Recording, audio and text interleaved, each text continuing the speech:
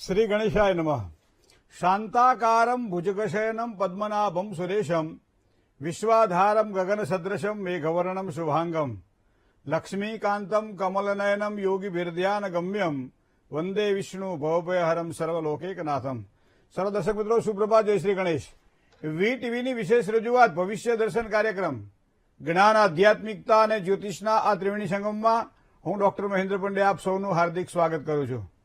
મિત્રો, ભવિષ્ય દર્શન કાર્યક્રમની અંદર આજે જાણશું વિદ્યાર્થીઓને વિદ્યા અવસ્થાની અંદર કઈ રીતે સારી સફળતાની પ્રાપ્તિ થાય, કયા દેવની ઉપાસના કરવાથી બુદ્ધિ વિષયક કાર્યોમાં રૂચિ વધે અને સાથે સાથે દરેક પ્રકારની સંપત્તિ, સુખ અને સમૃદ્ધિમાં વધારો થાય એની વાત કરીશું। 12 રાશિના જાતકોનો કેવો રહેશે આજનો દિવસ, શું કરવાથી લાભ થાય, શું કરે તો નુકસાન, કયા મંત્રનો જાપ શેનું કરવું જોઈએ, દાન, શુભત્વને આપવાવાળો સમય કયો, શુભત્વને આપવાવાળો રંગ કયો, દિશા કઈ, બધી જ વાતોનો જ્ઞાનમય રસસ્થાળ એટલે આપના માટે ખાસ ભવિષ્ય દર્શન કાર્યક્રમ। એમાં પાછો કોલ આપનો લાગે, એનો જવાબ મળે, પ્રસન્નતા તમારી પણ વધે, પ્રસન્નતા અમારી પણ વધે, એના માટે એક લાઈન ચાલુ છે, આપ ફોન કરી શકો છો। શરૂઆત કરીએ પંચાંગથી। તદૈવ લગ્નમ સુદિનમ તદૈવ તારાબલમ ચંદ્રબલમ તદૈવ વિદ્યાબલમ દેવબલમ તદૈવ લક્ષ્મીપતે તે દ્રિયુગમ સ્મરામી। 18/2/2026 આજે બુધવાર, ફાગણ મહિનો, શુક્લ પક્ષ, પ્રતિપદા કથા એકમ સાંજે 4:57 પૂરી થાય ત્યારબાદ બીજની શરૂઆત થશે। દ્વિતીય તિથિ છે, નક્ષત્ર એ સતતારા સતભીષા પણ કહેવામાં આવે છે।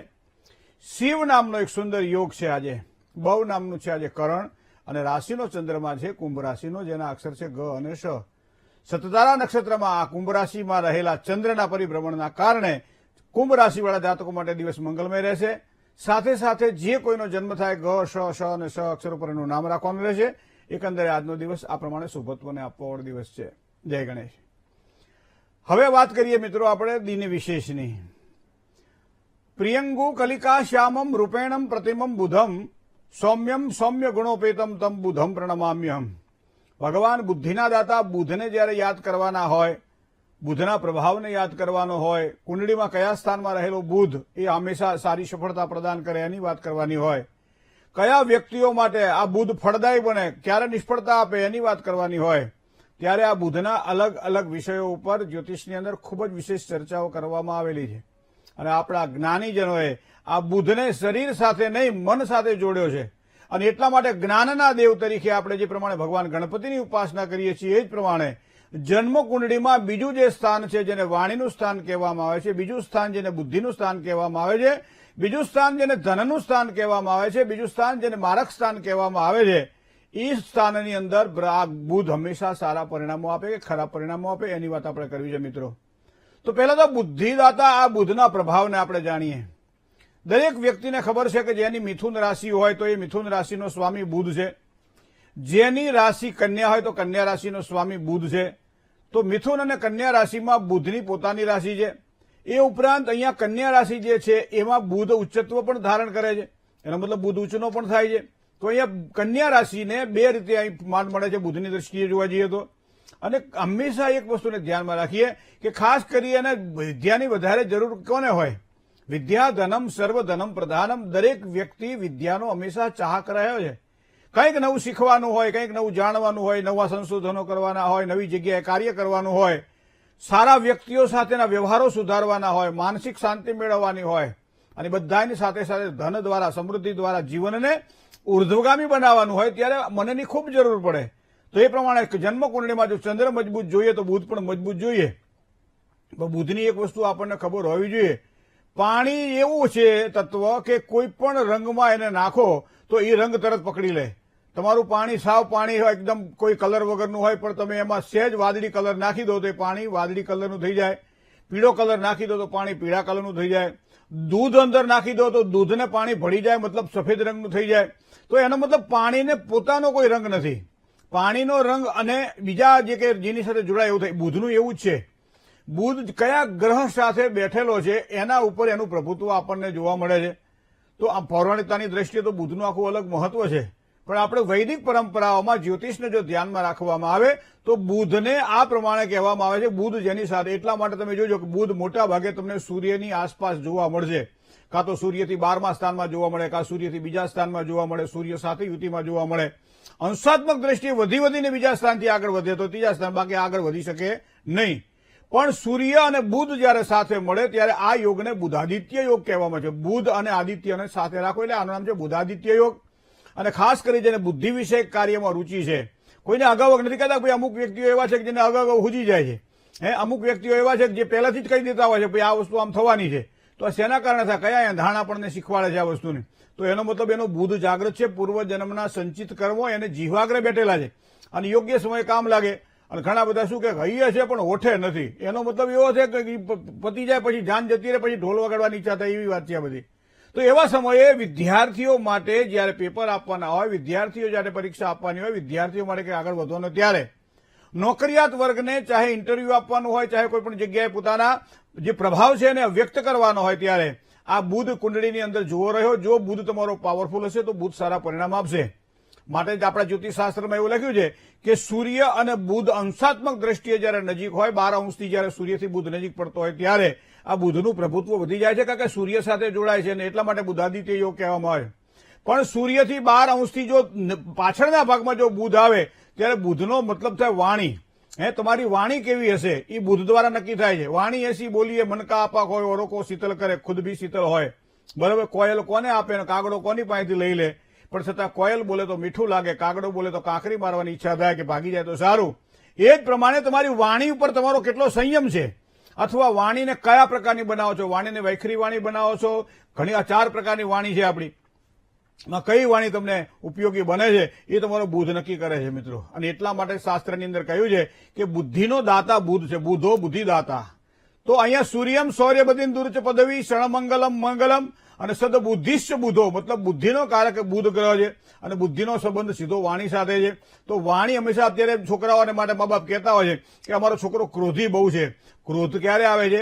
જયારે વાણી દ્વારા વ્યક્ત થાય ત્યારે. સામાન્ય રીતે ચહેરા પર ક્રોધ આવે તો ખબર ના પડે, પણ એ જ ક્રોધ જયારે વાણી દ્વારા બહાર નીકળે ત્યારે એ વ્યક્તિના પરિચય થાય આપણને આ વ્યક્તિ ક્રોધી છે. બરાબર છે? એ વાણી દ્વારા નક્કી થતું હોય છે અને એનું મૂળ કારણ અહીંયા બુધ છે. સૂર્યથી બુધ જેટલો પાછળ હશે સમજી લો એટલો એ માણસ વાણીમાં કમજોર હશે, અને સૂર્યથી બુધ જેટલો આગળ હશે એટલો એ વાણીમાં બહુ મજબૂત થશે. એકાઉન્ટન્સી લગતા કામકાજ કરવાના હોય, સીએ અથવા તો કોઈ પણ એવું ભણતર લેવાનું હોય, એ બધાની અંદર બુદ્ધિની જરૂર વધારે પડે છે. કોઈને શિખામણ આપવાની, કોઈને સલાહ આપવાનો હોય, સારો એડવોકેટ થવાનું હોય, ધારાશાસ્ત્રી થવાનું હોય, જજ થવાનું હોય, તો એના માટે એને બુદ્ધિ એને હુજવું જોઈએ અગાઉથી.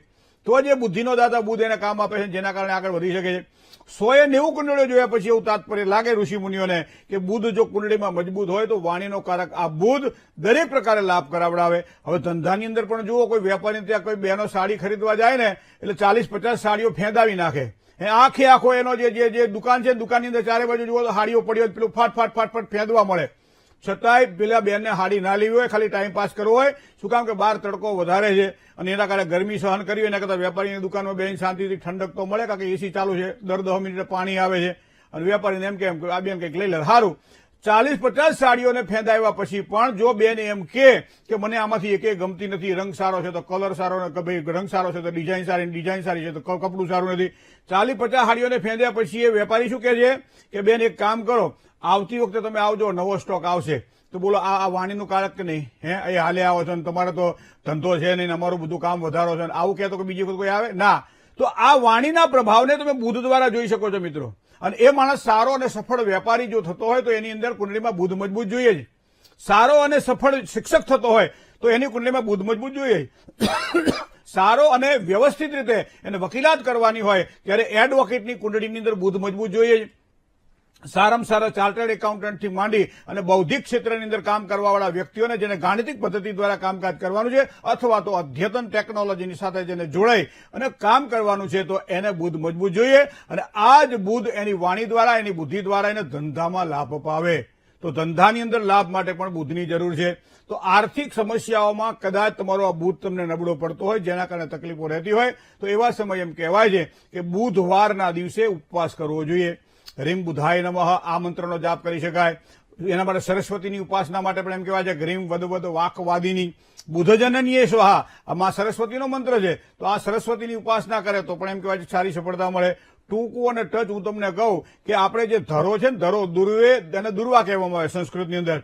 તો દુર્વે હમૃત સંપન્ને સત મૂલે સતાંકુરે સત પાતક સંહસ્ત્રી સતમ આયુષ્ય વર્ધિની આ ધરોની ઉપરના ભાગમાંથી જે 3 પાંખડીઓ આવે એવી તમે લઈ લો અને 12 ધરોની જોડી બનાવી અને ઓમ ગંગ ગણપતયે નમઃ ઓમ ગંગ ગણપતયે નમઃ કરી અને લાલ દોરા વડે 12 જોડીને બાંધો અને પછી ભગવાન ગણપતિને આવી 108 જોડી કોઈ પણ ચતુર્થી જયારે આવતી હોય, સંકટ ચોથ આવતી હોય ત્યારે, અથવા તો 1, 3, 5, 7, 9 કે 11 એ પ્રમાણે ક્રમમાં તમે લઈ લો અને દર બુધવારના દિવસે ભગવાન ગણપતિને તમે આ ધરો ચડાવો. ધરો લીલી જ આવી ગઈ તો આ તમે ધરો ચડાવો તો ભગવાન ગણપતિની કૃપાથી એમ કહેવાય છે કે ધંધાયકી ક્ષેત્રની અંદર બુદ્ધિમાં જયારે વિકાસ ન થતો હોય અને અવળા માર્ગે બુદ્ધિ લઈ જતી હોય ત્યારે બુદ્ધિ સીધી રીતે ચાલતી થાય.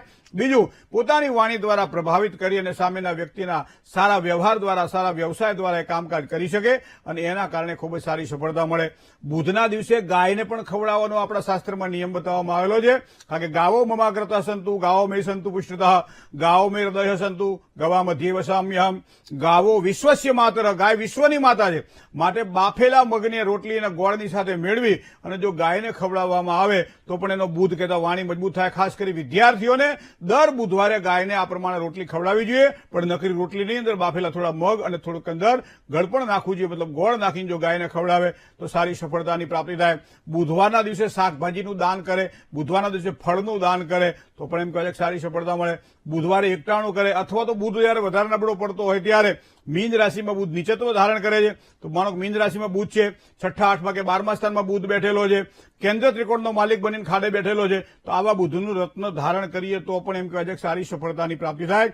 ગળામાં રુદ્રાક્ષની સાથે જયારે પહેરવાનું હોય ત્યારે 4 મુખી કે 6 મુખી રુદ્રાક્ષ સાથે જો બુધનું રત્ન ધારણ કરવામાં આવે તો એ આખું સંપુટ બની જાય છે અને કવચ માણસના જીવનની અંદર સારી સફળતા પ્રદાન કરે છે. હાથની અંદર ટચલી આંગળીનું મહત્વ છે, કારણ કે ટચલી આંગળીના હાથ નીચે બુધનો પહાડ છે. તો આ પ્રમાણે બુધના પહાડને મજબૂત બનાવવા માટે, બુધને મજબૂત બનાવવા માટે લીલું રત્ન એટલે પાનું, તો પાનું જો ધારણ કરવામાં આવે તો પણ એને સારી સફળતાની પ્રાપ્તિ થાય. આ બધી જ વસ્તુઓ આમ તો સહેલી છે, કરવા જેવી પણ ખરી. જેની વાણી જયારે કમજોર બનતી હોય ત્યારે અથવા જેનો બુધ નબળો બનતો હોય ત્યારે આ પ્રમાણે કરવું જોઈએ. જય ગણેશ.